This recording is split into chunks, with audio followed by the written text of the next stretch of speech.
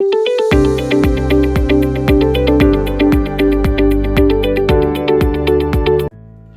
Friends, आज हम बात करेंगे 10th के बोर्ड एग्जाम के क्वेश्चन पेपर के बारे में। मैथ्स के पेपर को लेकर सभी बच्चों के मन में ये तनाव बना रहता है कि एग्ज़ाम में 2 दिन पहले आखिरकार पढ़ें तो क्या पढ़ें, कुछ समझ नहीं आता। आपके तनाव को कम करने के लिए हमने मैथ्स के एक नहीं, अब तक जितने मैथ्स के पेपर बने हुए हैं उन सब का एनालिसिस किया है और एनालिसिस करके ये जाना कि अगर मैथ्स में कुछ गिने चुने टॉपिक पढ़कर भी अच्छे मार्क्स लाए जा सकते हैं। ज़्यादा नहीं, 1 से 2-3 टॉपिक आप पढ़ लेते हैं तो अपनी विषय में अच्छे मार्क्स ला सकते हैं।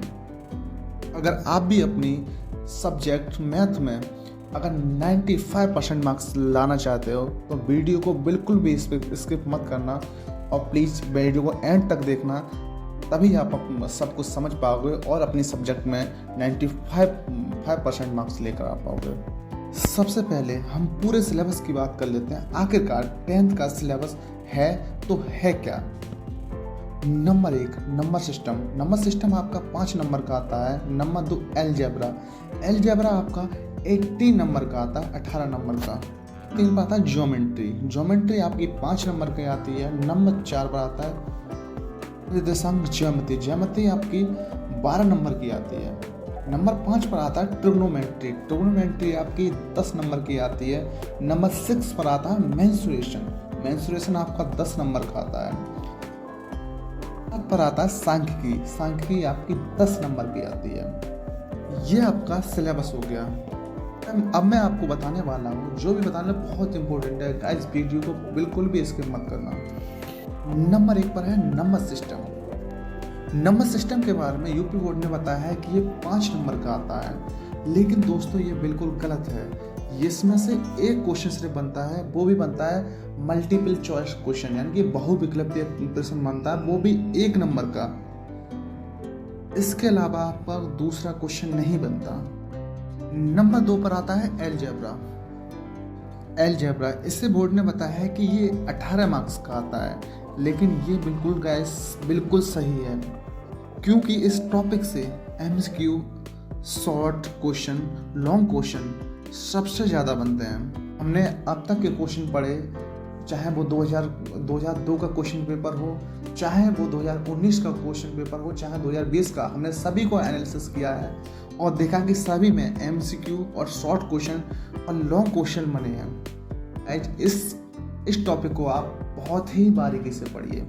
नंबर 3 पर है, वो तो और ही ज़्यादा इम्पोर्टेंट है। नंबर 3 पर है ज्योमेट्री। दोस्तों इससे भी एमसीक्यू क्वेश्चन, लॉन्ग क्वेश्चन और शॉर्ट क्वेश्चन तीनों ही बनते हैं, तो आप इसे भी अच्छे से पढ़िए। नंबर 4 पर आता है ट्रिग्नोमेट्री। ये तो और ही ज़्यादा इम्पोर्टेंट है। इससे भी तीनों प्रकार के क्वेश्चन बनते हो, चाहे वो शॉर्ट क्वेश्चन हो, चाहे लॉन्ग क्वेश्चन हो, या फिर मल्टीपल चॉइस क्वेश्चन हो, बहुविकल्पीय प्रश्न हो, तीनों टाइप के प्रश्न बनते हैं। नंबर 5 पर आता है सांख्यिकी। ये टॉपिक बहुत सरल है, इससे भी तीनों प्रकार के क्वेश्चन बनते हैं, चाहे मल्टीपल चॉइस क्वेश्चन हो, चाहे शॉर्ट क्वेश्चन, चाहे लॉन्ग क्वेश्चन हो। 6 पर आता है मेंसुरेशन। इसमें गाइस ओनली शॉर्ट क्वेश्चन और लॉन्ग क्वेश्चन ही बनता है। अभी तक एमसीक्यू क्वेश्चन यानी कि वही बहुविकल्पीय क्वेश्चन अब तक नहीं बना है। लेकिन अब मैं आपको जो बताने वाला हूँ वो तो और ही ज़्यादा इम्पोर्टेंट है। वो टॉपिक मैथ्स में जो आप बहुत ही आसानी से 2 घंटे में कवर कर सकते हो, वो कौन से टॉपिक है, उन टॉपिक के बारे में बात करने वाला हूँ।